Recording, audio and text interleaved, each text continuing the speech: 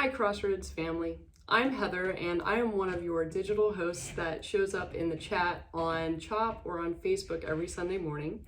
And I am also married to the guy that spoke on Sunday, so I'm rather partial that I think that his message was a great one. He spoke this week, Barrick spoke this week on the secret to contentment, and he spoke out of Paul's letter, and it is now known as the book of Philippians. And he spoke from Philippians 4, verses 10 through 13. So I'm going to read that, and then we're going to dig into that sermon. Paul says, "I rejoiced greatly in the Lord that at last you renewed your concern for me. Indeed, you were concerned, but you had no opportunity to show it. I am not saying this because I am in need, for I have learned to be content whatever the circumstances. I know what it is to be in need, and I know what it is to have plenty.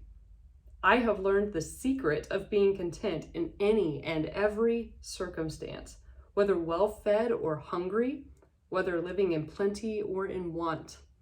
I can do all this through Christ who gives me strength."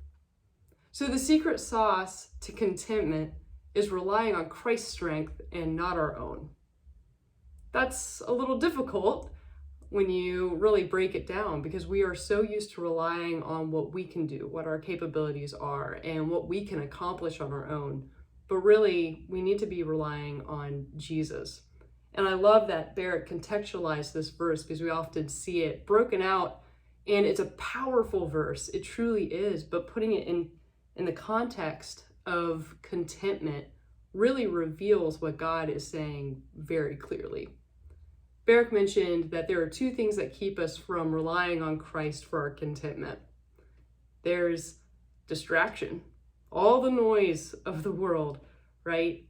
And then there's also not wanting to release control.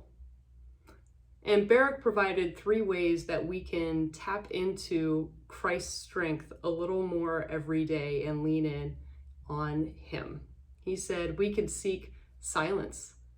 We can seek solitude, being alone, spending time with God alone. And we can also just simply be still. So I wanted to share with you how I spend a little time being still every day.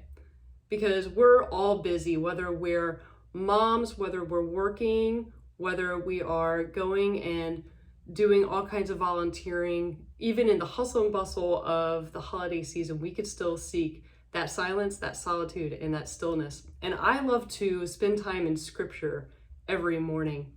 During the Advent season, we have enough time every day to read a chapter of a gospel. Whether it's the short one, Mark, or if it's the long one, Luke, we can find time to really dig into the scripture and read Jesus' story and learn how God moved through Jesus for our redemption.